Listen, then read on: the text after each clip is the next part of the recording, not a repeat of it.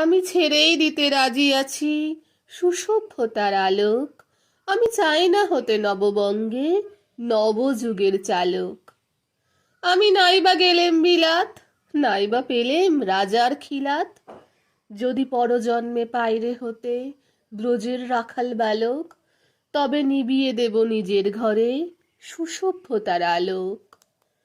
যারা নিত্য কেবল ধেনু চড়ায় বংশী বটের তলে, যারা গুঞ্জা ফুলের মালা গেথে পরে পরায় গলে, যারা বৃন্দাবনের বনে সদাই শ্যামের বাঁশি শোনে, যারা যমুনাতে ঝাঁপিয়ে পড়ে শীতল কালো জলে, যারা নিত্য কেবল ধেনু চড়ায় বংশী বটের তলে। ওরে বিহান হলো জাগরে ভাই, ডাকে পরস্পরে।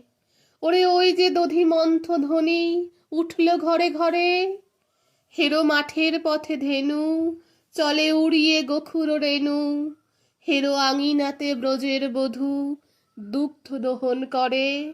ওরে বিহান হলো জাগরে ভাই, ডাকে পরস্পরে।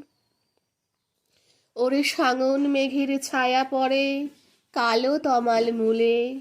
ওরে এপার ওপার আধার হলো কালিন্দিরি কুলে। ঘাটে গোপানাঙ্গা ডরে কাঁপে খেয়া তরির পরে। হেরো কুঞ্জ বনে নাচে ময়ূর কলাপখানি তুলে। ওরে সাঙন মেঘের ছায়া পড়ে কালো তমাল মূলে। মোরা নব নবীন ফাগুন রাতে নীল নদীর তীরে, কোথা যাব চলি অশোক বনে সিকিপুচ্ছ শিরে।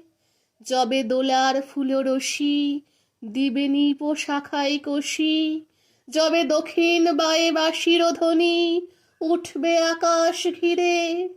মোরা রাখাল মিলে করব মেলা নীল নদীর তীরে। আমি হব না ভাই নববঙ্গে নবযুগের চালক। আমি জ্বালাবো না আধার দেশে সুসভ্যতার আলোক।